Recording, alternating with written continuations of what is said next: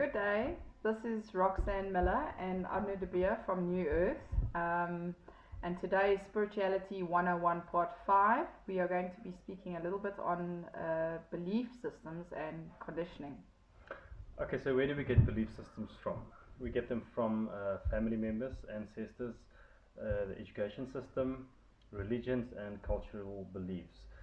So in spirituality, we also have a few belief systems, but we have to ask ourselves, these belief systems that we've carried with us through the family generations for thousands of years, do they actually serve a purpose? Do they actually help us? Are they there for our highest good, or are they actually redundant and not worth believing in anymore? Yeah, sometimes we follow belief systems because we've adopted them as we grow up. One of those for me was you need to be successful in life. You need to go out, get a degree, find yourself a spouse, have 3 kids and a white picket fence, and then you are successful. But in having tried to do that my whole life, I realized that I was going against my own core system and what my soul came to do here. So I was trying to force my way into something that wasn't fitting to what my purpose was here on earth. It was more to break things like that. So one needs to look at the belief systems and conditioning that are serving your highest good, and make sure that you agree with what you are doing. Sometimes we just blindly follow things because, well, that's the way the family did it, or that's the way church did it, or in your cultural beliefs, these are traditions that you follow, and there's nothing wrong with traditions. Just make sure that you sometimes, really immerse yourself into why you are doing it and what benefit it has in your life, instead of blindly following things. There could even be things like daily routines, how you are with your elders, how you are with children. There's a lot of belief systems about children, how we should treat them, how they should be.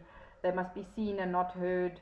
Even things like if it comes to finances, money doesn't grow on trees. That is creating a lack consciousness. There is enough abundance out there for everybody, but we've been conditioned to believe that there is a lack, and that there isn't enough for everyone. And that's not a very nice place to be.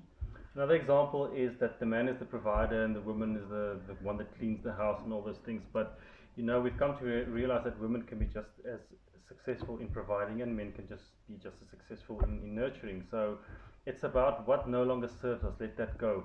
If it works for you in a relationship that the man is the provider and the woman chooses to be the housewife, sure, that's fine, as long as it's of an advantage to everybody, and it's not a selfish thing like you should do that because that's what we believe in. So there's even belief systems and conditioning around what we eat. You get vegans, you get people.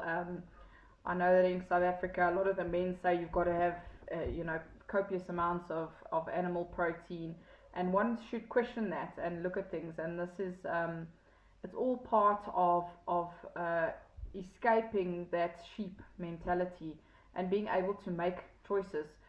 So sit back a little bit and review the way you do things in your work environment, in your family environment, in your friend environment. Even the, let's say for example, the drinking alcohol conditioning or beliefs around that is you go out and have a good time, you're always going to have alcohol. So we believe it. So when we stop drinking or we choose not to drink, we don't really want to go out because we can't have fun because we're not drinking. That's a belief system. But if we from the beginning realize that you can still go out and have fun without drinking alcohol, your life will be a lot better. But it's that belief system that sits in the back of your mind which inhibits you from living your fullest life. So there's many different ways, shapes and forms that you can look at this, but it's a beautiful experience to sit and gauge what works for you and what doesn't work for you and what you truly actually believe in. There's even belief systems of no sex before marriage. And once you're married, you need to stay married because you get divorced. That's going against something, and it's you're going straight to hell for that. So you'll stay in a very bad relationship or marriage because the belief is that you should not get divorced. That's not what God wants. So one needs to look at all of those things because you are staying in a bad or toxic sort of situation because of your beliefs, but it's not really panning out for you, is it? So Okay, that's it for today. We'll see you again next time. We'll be talking about manifestation. Manifestation. The full moon's coming up. Just a quick one. All these little videos that we're doing are all just snippets from our Spirituality 101 course, where we go much more in depth, and we're looking forward to bringing that to the table soon.